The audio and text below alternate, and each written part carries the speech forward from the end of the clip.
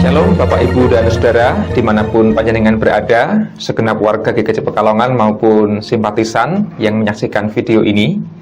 Pelangi Sabda kembali menyapa panjenengan semua. Kita telah sampai di hukum yang ke-9 dalam Dasar Titah yang terambil dari Keluaran 20 ayatnya yang ke-16. Hukum yang ke-9, beginilah bunyi sabda Tuhan. Jangan mengucapkan saksi dusta tentang sesamamu. Jangan mengucapkan saksi dusta tentang sesamamu. Menawi wonten ing pertalan basa Jawi, aja padha ngucapake paseksi goroh tumrap pepadamu. Bapak Ibu dan Saudara yang terkasih, secara singkat perintah ini seringkali disebut sebagai perintah untuk tidak berdusta, tidak berbohong. Namun, ada dua hal yang perlu kita perhatikan ketika kita merenungkan perintah Allah.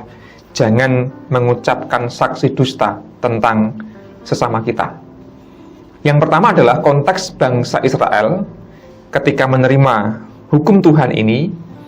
Saksi dusta yang dimaksud terutama terkait dengan perkara-perkara hukum yang menimpa masyarakat atau umat Israel. Ada beberapa hal yang menjadi tradisi tentang bagaimana seseorang itu bisa diangkat dan ditunjuk sebagai seorang saksi untuk sebuah perkara yang diadili. Yang pertama adalah seorang saksi adalah seorang yang memang dapat dipercaya, punya kredibilitas, punya reputasi yang baik. Orang yang senang berbohong, yang kulino tidak jujur, dia tidak akan terpilih menjadi saksi dalam sebuah pengadilan. Yang kedua, seorang saksi tidak boleh yang terlibat dalam perkara itu sendiri, supaya dia bersifat netral.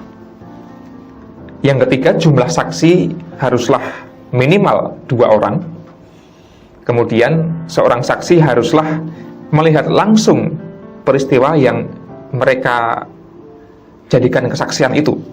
Jadi kalau hanya mendengar dari orang, jari-jari, katanya, dia tidak pantas untuk diangkat sebagai saksi. Dan yang terakhir, seorang saksi itu harus punya integritas, artinya dia jujur, tidak mengatakan kebohongan. Karena kalau seorang saksi itu berbohong, malah dia yang bisa dikenai hukuman. Nah, itu beberapa poin terkait dengan tradisi atau kebiasaan bagaimana seorang saksi itu harus memang benar-benar serius dalam konteks perkara hukum di Israel. Kalau kita lihat paralel dari ayat tadi, Keluaran 20 ayat yang ke-16, kita bisa melihatnya di Keluaran 23, ada penjelasan yang menarik Bapak Ibu dan Saudara.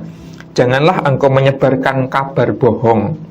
Janganlah engkau membantu orang yang bersalah dengan menjadi saksi yang tidak benar. Jadi yang namanya kabar bohong, hoax, itu pun sudah ada sejak lama, termasuk dalam kasus-kasus peradilan di bangsa Israel. Orang yang menyebarkan hoax artinya orang yang menyebarkan kabar bohong, orang yang mempersaksikan sesuatu yang tidak benar. Dia bersaksi dusta. Bahkan ada orang-orang yang sengaja berbohong untuk membantu orang yang bersalah agar tidak dihukum. Nah, ini contoh kesaksian-kesaksian yang tidak dibenarkan di dalam Alkitab. Janganlah engkau turut kebanyakan orang melakukan kejahatan, dan dalam memberikan kesaksian mengenai sesuatu perkara, janganlah engkau turut-turut kebanyakan orang membelokkan hukum. Jadi luar biasa, persoalan tentang kejujuran, integritas itu sudah diatur dalam Alkitab sejak lama. Maka hukum ini menjadi penting mengajarkan kita soal arti kejujuran, mengatakan apa yang sebenarnya, dan tidak menyebarkan kebohongan, tidak memfitnah, tidak menyebarkan hoax. Jadi kalau kita terkadang juga terpancing menyebarkan berita-berita yang belum tentu benar di media sosial misalnya, yaitu hukum ini juga berbicara sebenarnya tentang hal itu. Itu poin yang pertama yang perlu kita resapi. Yang kedua, Bapak, Ibu, dan Saudara terkasih, tentu hukum ini berlaku dalam konteks normatif dan tidak bisa dikenakan dalam sebuah kejadian yang spesial, yang khusus, karena selalu ada pengecualian. Itulah mengapa dalam banyak budaya itu ada yang namanya white lie, ya, atau kebohongan putih. Kalau orang Jawa, duro sembodo, dan sebagainya. Ada kalanya memang kita lebih bijaksana ketika tidak mengatakan yang sebenar-benarnya, atau dengan kata lain kita berbohong, tetapi justru kita lakukan demi kebaikan. Karena kalau diungkapkan yang sebenarnya malah lebih banyak mudaratnya daripada manfaatnya.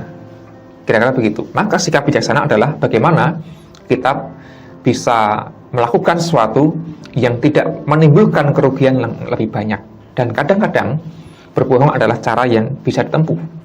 Sekali lagi, ini bukanlah anjuran untuk berbohong, tetapi hanya boleh dilakukan dalam kasus khusus dan dalam pertimbangan yang khusus pula. Tidak boleh sembarangan. Yang jelas dilarang adalah ketika kita memang menipu atau sengaja mengelabui orang lain demi keuntungan kita.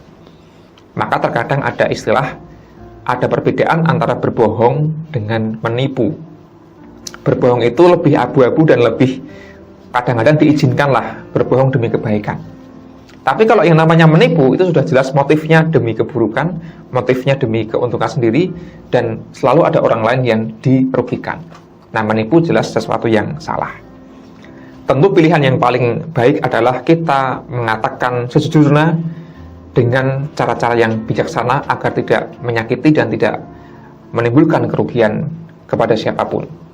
Dan semoga kita diingatkan oleh firman Tuhan kali ini untuk menjadi orang-orang yang jujur, yang berintegritas, dan tidak mudah menyebarkan berita-berita yang belum tentu benar.